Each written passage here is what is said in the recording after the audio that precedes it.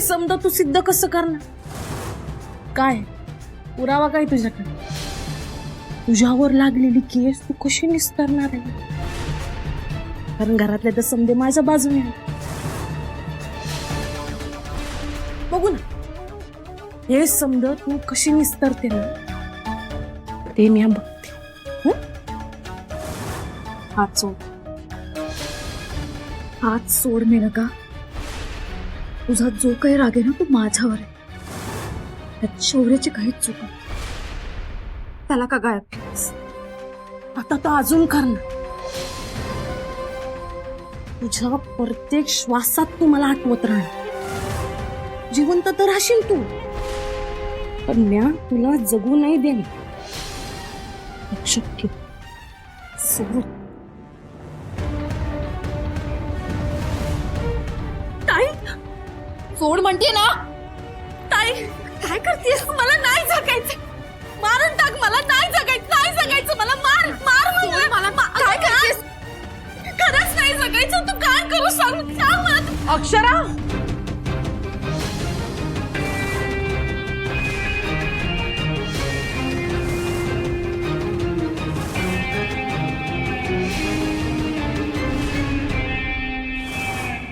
आई,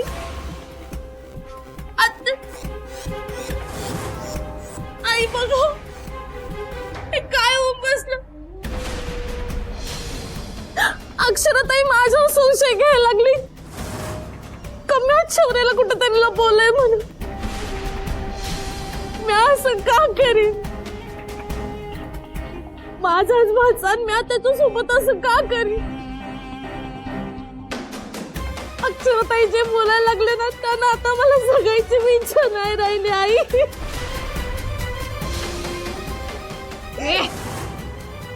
नाटकं बंद कर तुझी.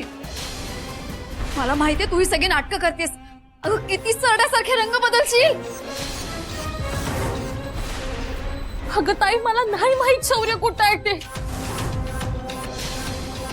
मी खरं सांगायला लागले. मी काय मी नाटकं नाही करते. विश्वास ठेव ग माझ्यावर. आत्या, अक्षरा, उगा काय बी बरळू नगस. हा अगं, शौर्य हरवल्यापासून म्या तिची अवस्था पाहिलीये. बिचारीला शुद्ध नाहीये कशाची.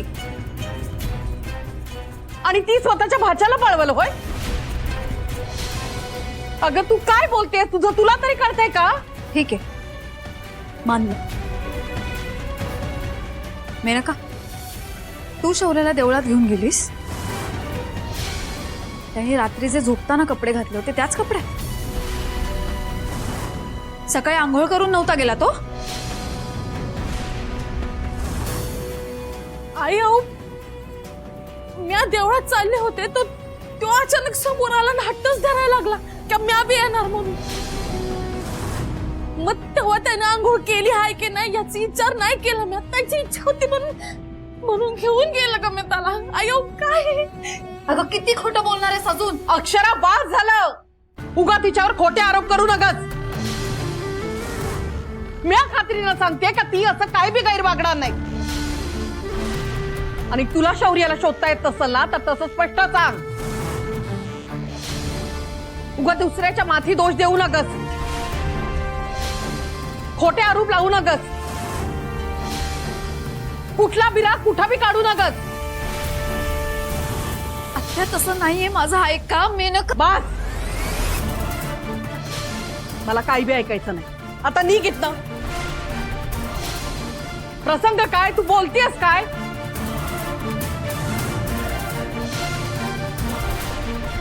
मेनका, पुढल्या 24 तासात शौर्याला शोधून काढ. आणि तुझं खरं रूप सगळ्यांसमोर आणि लक्षात ठेव.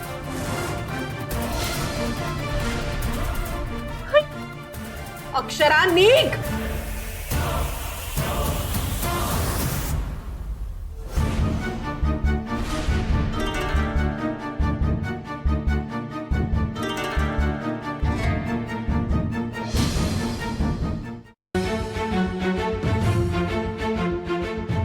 अक्षरा,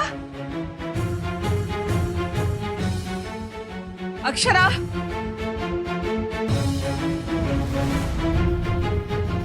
अक्षरा,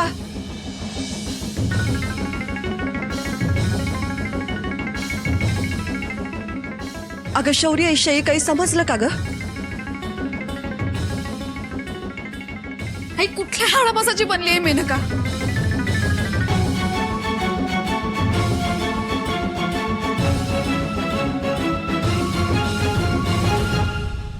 इतकी निर्दयी कशी असू शकते ती? त्या निष्पाप पोराच्या जीवावर उठली.